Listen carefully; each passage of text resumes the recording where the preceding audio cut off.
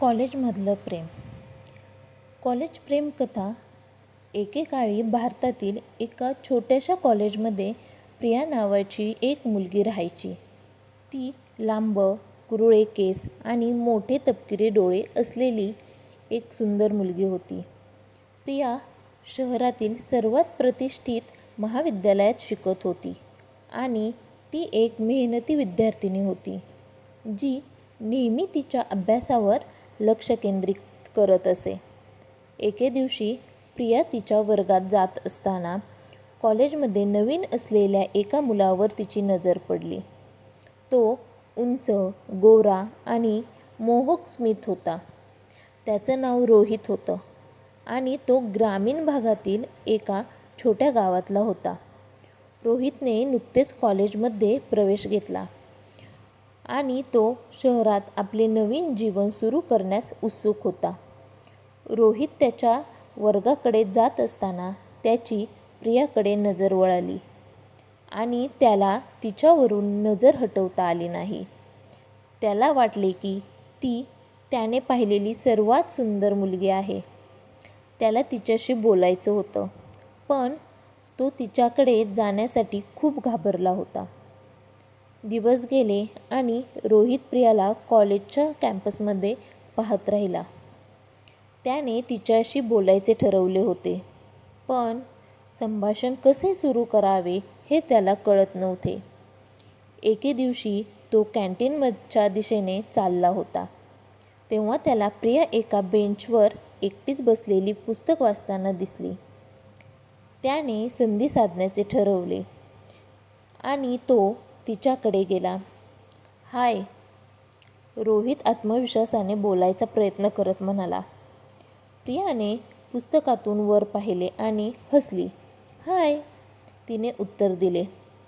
"मी रोहित," त्याने स्वतःची ओळख करून दिली. "मी इथे नवीन आहे." "मी प्रिया," ती अजूनही हसत म्हणाली.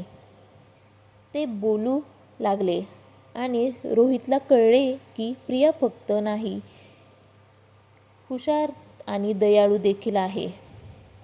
तो तिच्यावर मोहित झाला होता आणि त्याला तिला अधिक चांगले जाणून घ्यायचे होते. त्यांनी फोन नंबरचीही देवाणघेवाण केली आणि एकमेकांना संदेश पाठवण्यास सुरुवात केली. दिवस आठवड्यात बदलत गेले आणि रोहित आणि प्रिया चांगले मित्र बनले. ते त्यांच्या आवडत्या चित्रपटांपासून ते त्यांच्या भविष्यातील स्वप्नांपर्यंत सूर्याखाली असलेल्या प्रत्येक गोष्टीबद्दल बोलले.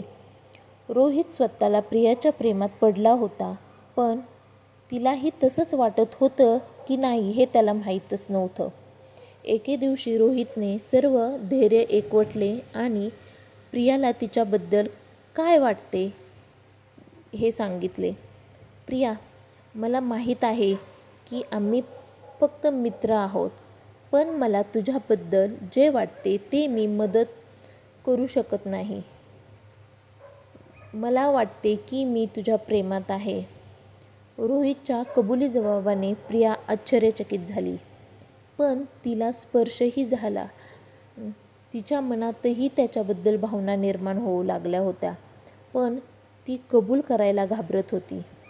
"रोहित, मला वाटतं मलाही तुझ्याबद्दल भावना आहेत," ती लाजत म्हणाली.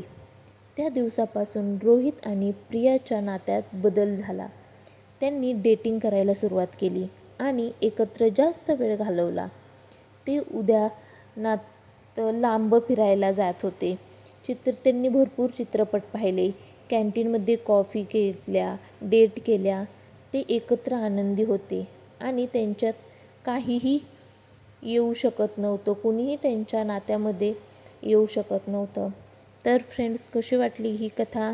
उर्वरित कथा पुढील भागामध्ये पाहू. थँक्यू.